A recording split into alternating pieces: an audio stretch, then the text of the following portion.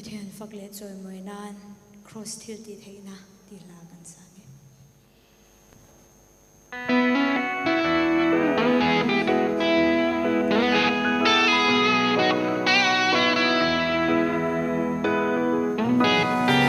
le lung pian ma atta to kha lalpan min lo sheta ma se ka tu zong anung in nom sika lo bola sa pona le ming than na te hu ma shing nu kaman lain kalal pa cross til ti thei na chua nun thar mi lo peta hallelujah kalal cross tu kangai sang ber til dang song ai ko zai him nuai a min chol tirin dam na kim kam hu katilo na len felo na te fil phong ki ma min puan san pangin min choi sa ku kalal cross suangin kakal chelo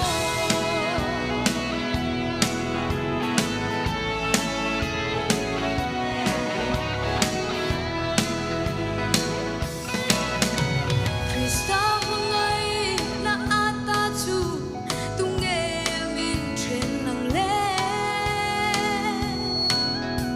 saruak na le ming than na den min chen thei hek lo katak sa hi Krista ta na ken beira lom to si kanun thar lal Krista ming fakin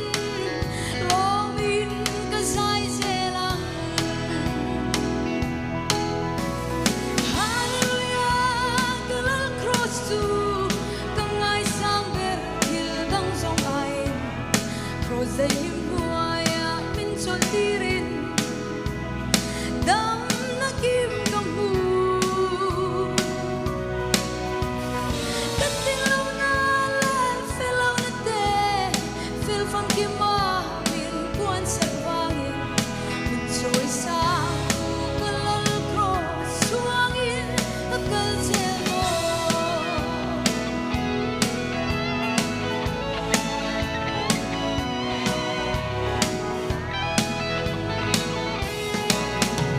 Krista aya than tur dang re le ya hian ka mulo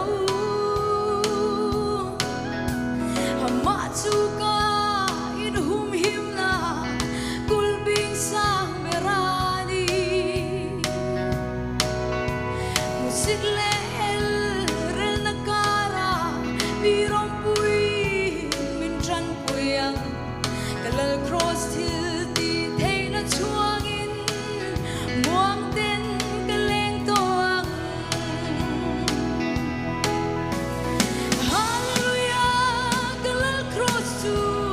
kangai sang ber til dang song ai cross dai him nuaya min chol tirin dam na kim kam hu katilo na len felo na te fil phong ki ma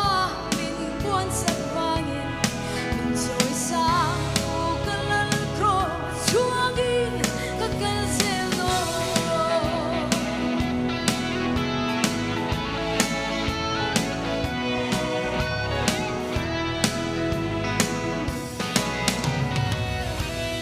afak na kan sakte lalpan man som rot se